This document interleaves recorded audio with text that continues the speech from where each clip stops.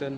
Assalamualaikum warahmatullahi wabarakatuh. Waalaikumsalam warahmatullahi wabarakatuh. Selamat pagi anak-anak. Pagi luar biasa. Bagaimana kabar kalian? Alhamdulillah luar biasa. Allahu Akbar. Yes. Ada yang gak masuk hari ini? Siti. Kita doakan semoga Siti kembali bersekolah besok ya. Amin. Nah, sekarang kita akan belajar tentang materi P5, yaitu tentang menanam sayur-sayuran. Kita akan bekerja sama dengan guru PAI, yaitu Bu Imala. Mari kita simak bersama-sama ya penjelasannya Bu Im. Siap? Oke, semangat!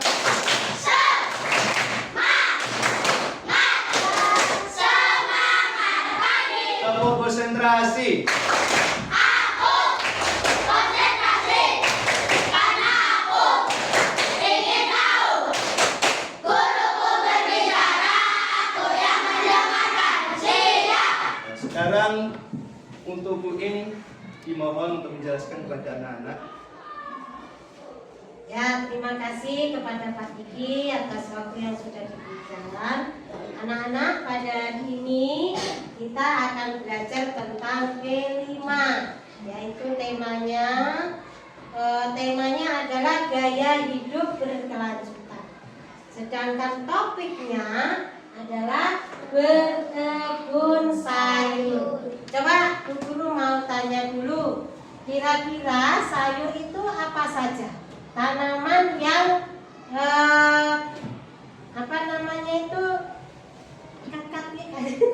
Tiga. Bu Guru mau bertanya kepada kalian, tanaman yang termasuk sayur itu apa saja kira-kira? Tomat. Tomat, terus cabai,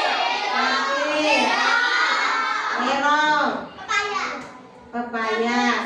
Terus tanaman yang termasuk buah apa saja coba?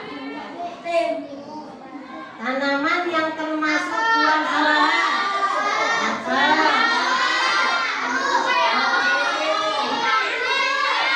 Semangka ya. Kalian sudah bisa membedakan antara sayur dan buah-buahan.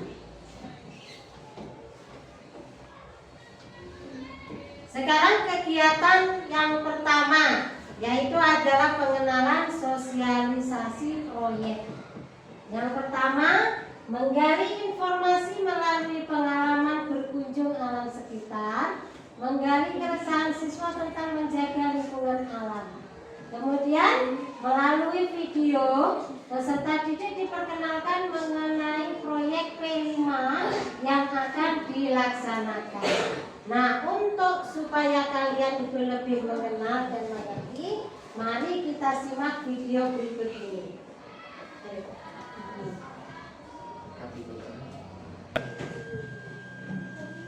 Mari kita simak bersama-sama videonya ya.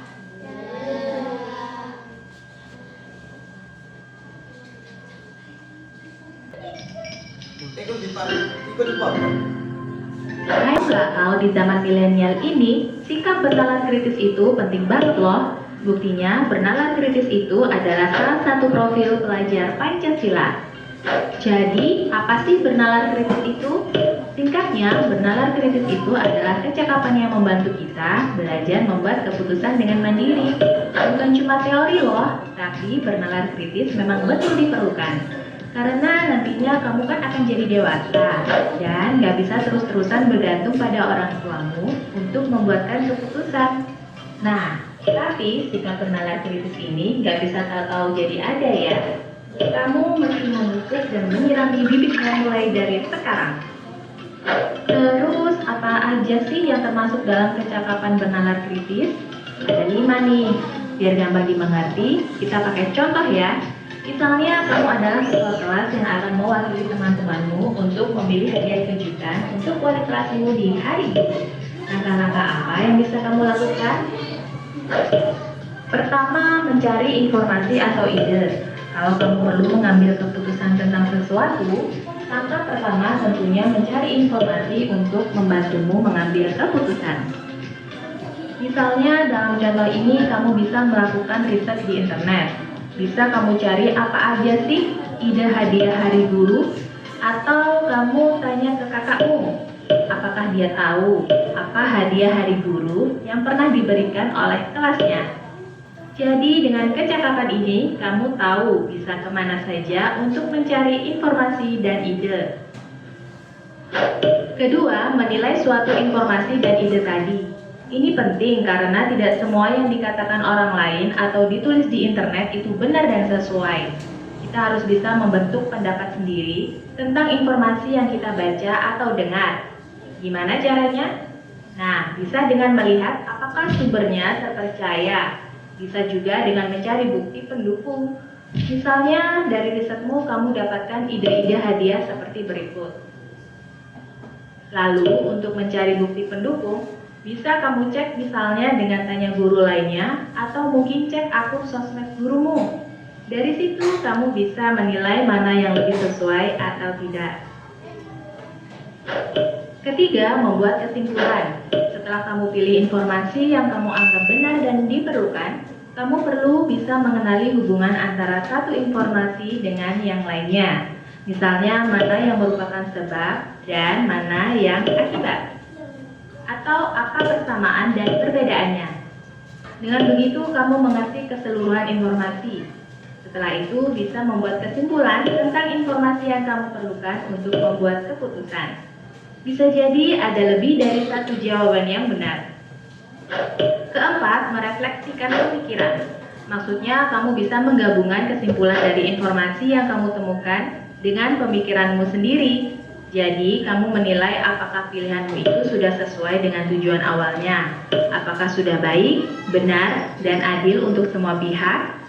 Kembali ke contoh tadi, apakah hadiah yang dipilih akan disukai dan dihargai wali kelasmu? Apakah akan disetujui teman-temanmu? Kelima, membuat keputusan. Ini adalah langkah terakhir dari kecakapan bernalar kritis. Di tahap ini, kamu sudah punya beberapa ide, penilaian ide, dan bukti pendukung, dan berbagai pertimbangan. Lengkap ya?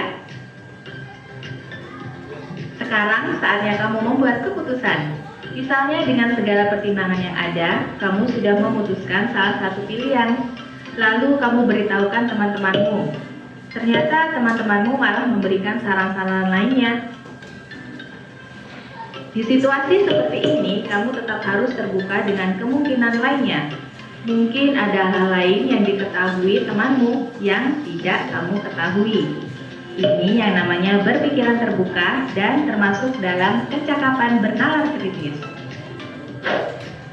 Nah, itu dia yang dimaksud dengan kecakapan bernalar kritis, teman kece. Kecakapan ini akan kamu perlukan untuk dapat membuat keputusan yang baik dan benar dalam hidup. Terutama keputusan yang penting dan kompleks nanti ketika kamu sudah dewasa. Ingat, seperti halnya kamu tiap hari latihan main sepak bola supaya jago, kamu juga mesti tiap hari latihan bernalar kritis supaya makin jago. Sekarang giliran kakak yang mau nanya. Ada nggak keputusan yang sedang kamu hadapi saat ini? Kecakapan bernalar kritis yang mana nih yang bisa kamu terapkan untuk keputusan ini? Ceritakan ya di kolom komentar. Jangan lupa like dan share video ini supaya teman-temanmu juga jadi bisa bernalar kritis. Sampai jumpa teman kece. Kejar cita, kejar.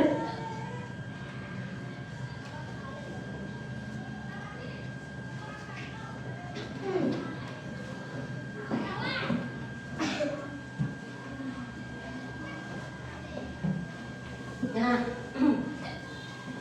anak-anak, untuk kegiatan kedua yaitu pengenalan.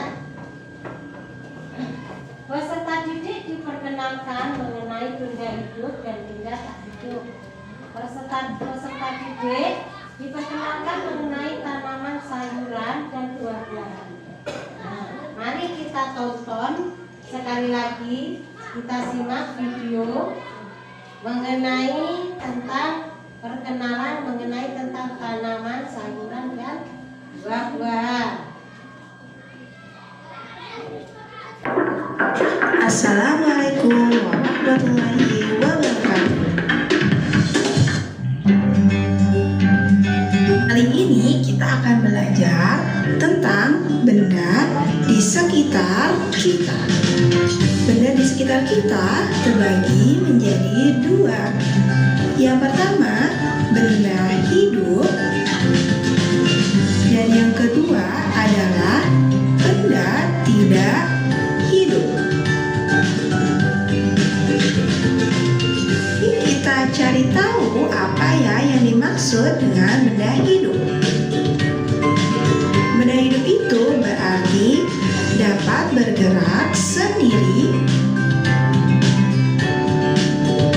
Selanjutnya, memerlukan makanan. Lalu benda hidup juga dapat tumbuh besar. Dan benda hidup dapat bernafas.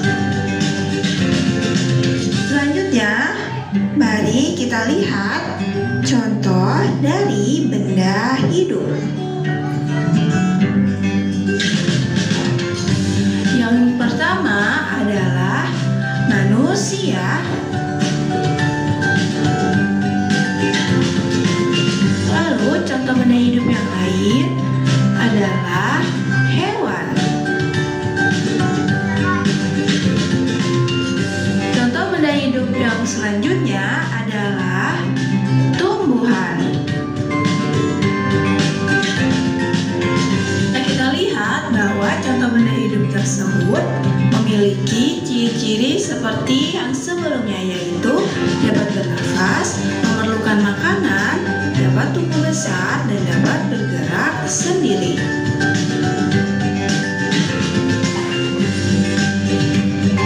Mari kita cari tahu apa ya yang dimaksud dengan benda tidak hidup. Benda tidak hidup itu benda yang tidak dapat bergerak sendiri.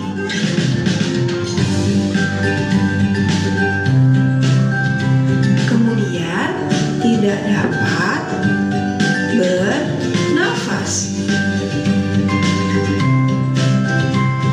Tidak bertumbuh besar, lalu benda tidak hidup juga tidak memerlukan makanan. Mari kita lihat contoh benda yang termasuk ke dalam benda tidak hidup.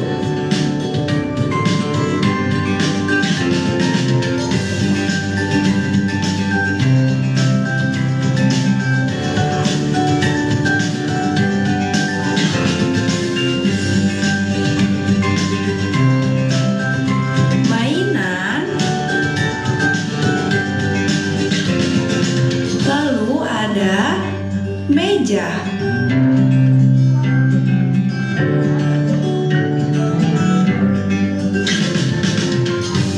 Ada juga lemari. Kemudian contoh benda tidak hidup lainnya adalah buku. Benda-benda tersebut termasuk ke dalam contoh benda tidak hidup karena benda tersebut tidak memerlukan makanan, tidak bernafas, dan tidak dapat bergerak sendiri. Betul bukan?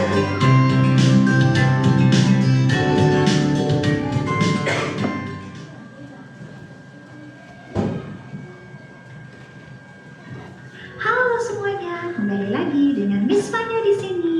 Hari ini kita akan belajar bahasa.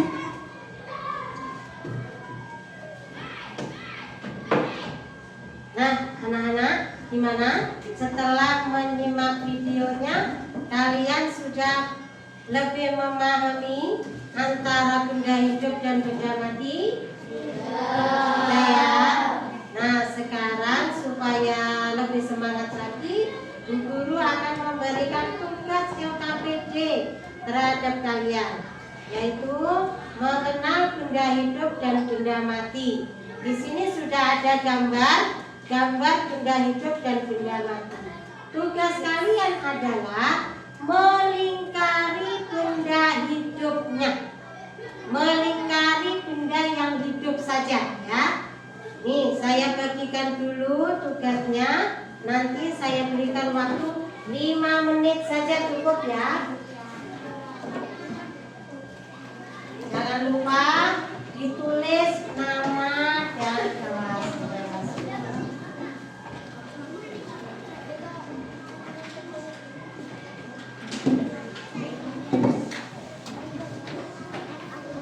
Tugasnya melingkari benda yang hidup.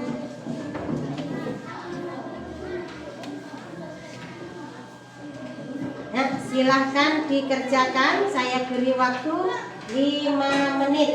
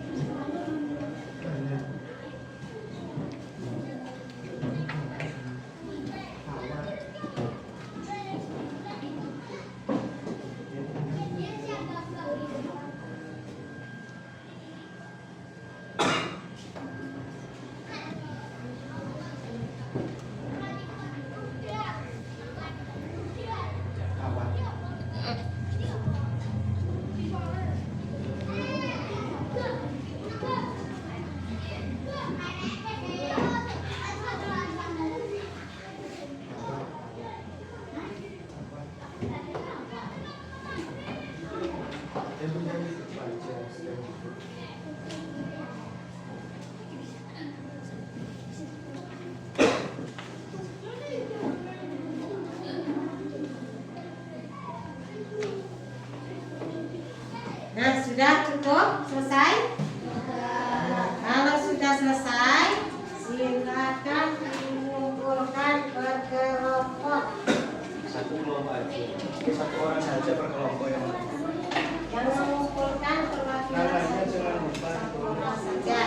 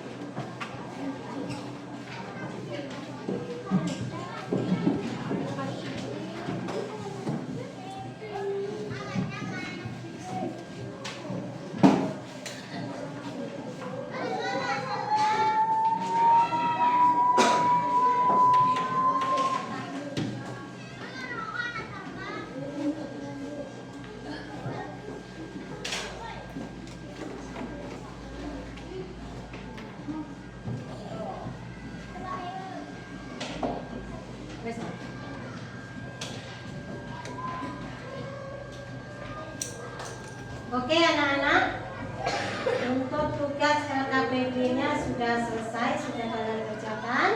Sekarang kita lanjut di kegiatan ketiga, yaitu pengenalan. Peserta didik diperkenalkan manfaat tanaman bagi kehidupan sehari-hari. Peserta didik dikenalkan manfaat sayuran bagi tubuh. Manfaat tanaman bagi kehidupan kita sehari-hari kira-kira apa saja? Contoh tanaman sayur. Manfaatnya apa untuk kehidupan kita sehari-hari? Dimasak, dimakan ya. Buat makanan, buat masakan. Terus kemudian manfaat sayur bagi tubuh kita itu apa? Sayur bagi tubuh kita untuk kesehatan kita itu apa? Menjadi sehat. Contoh, sayuran wortel. Wortel itu untuk kesehatan kita manfaatnya adalah untuk kesehatan mata. Terus apa lagi kira-kira? Sayur apa lagi yang bermanfaat untuk bagi tubuh kita? Bayam. Bayam itu untuk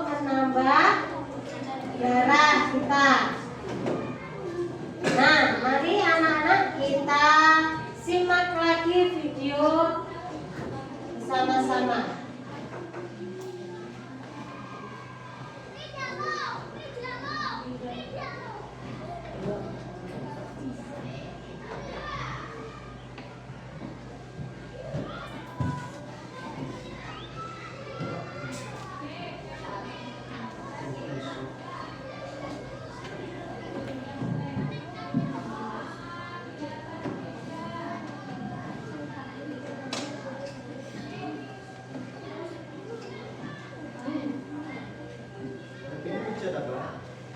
Buatan.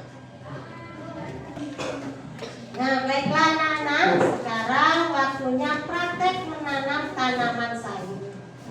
Namun sebelum kita praktek, guru bacakan dulu ya.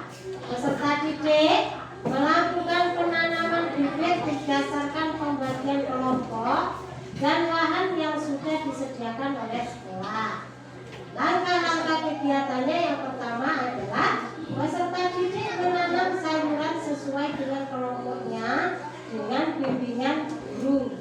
Peserta didik melakukan proses perawatan dan pengamatan tanaman sayur mereka. Peserta didik mencatat hasil pengamatan setiap hari dalam lembar pengamatan yang disediakan guru. Peserta didik mendokumentasikan setiap proses perawatan dan perkembangan tanaman sayur mereka dalam bentuk dokumentasi foto. Nah, anak-anak, sebelum kalian praktek menanam, Bu Guru mau membagi kalian menjadi beberapa kelompok. Dari 20 siswa, Bu Guru menjadikan kalian jadi 4 kelompok. Setiap kelompok nanti akan menanam 5 sayur, satu jenis itu 5. Ada yang menanam pepaya, ada yang menanam cabai, ada yang menanam terong, dan juga ada yang menanam tomat. Mari sekarang kita menuju ke lahan kosong sekolah kita untuk melakukan praktek menanam sayur.